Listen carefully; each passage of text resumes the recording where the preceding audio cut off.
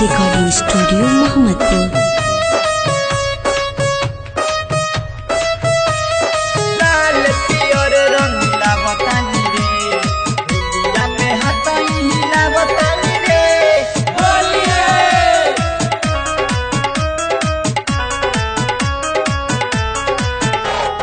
होली के करा से सवाल भइल हो रहे माले गो जवन ससुरार गइल हो रहे माले गो जवन ससुरार गइल हो खेली होली के करा से सवाल भइल हो रहे माले गो जवन ससुरार गइल हो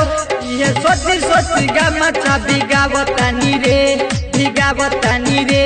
बिगावतानी रे लाल पियर रंग मिलावतानी रे होलिया में हाथ हिलावतानी रे लाल पियर रंग मिलावतानी रे होलिया में हाथ हिलावतानी रे लाल पियर रंग मिलावतारे रे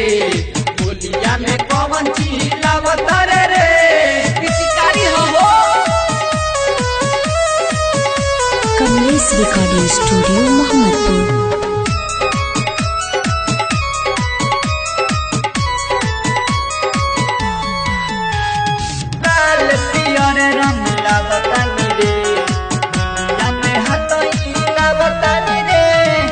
परसल के होली सिलवा के संगे खेलनी बहुते अच्छा रे अब की तो ऐसन भइल बयारवा पानी हिलावता गा पाछा रे पानी हिलावता गा पाछा रे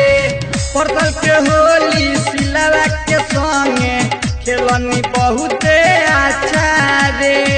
अब की तो ऐसन भइल बयारवा पानी हिलावता गा पाछा रे ललकवना में अब की टिकावतानी रे टिकावतानी रे टिकावतानी रे लाल पियर रंग मिलावतानी रे होलिया में हाथ हिलावतानी रे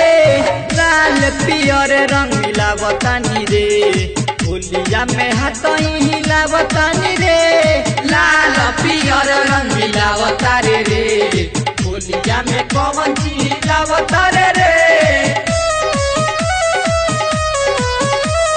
कमलेश रिकॉर्डिंग स्टूडियो मोहम्मदपुर।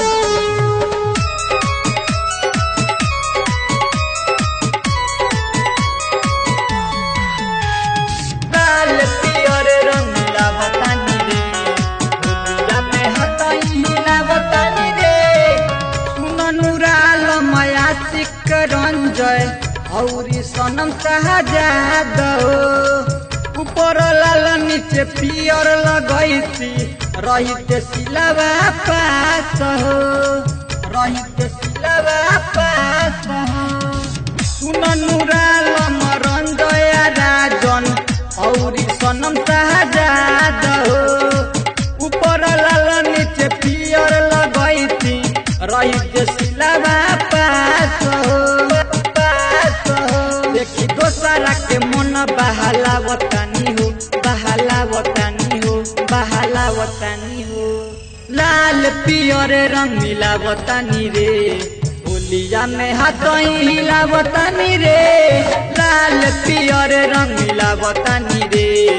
होलिया में हाथ हिलावतानी रे लाल पियर रंग मिलावतारे रे होलिया में कौन चीज हिलावतारे रे कमलेश रिकॉर्डिंग स्टूडियो मोहम्मदपुर।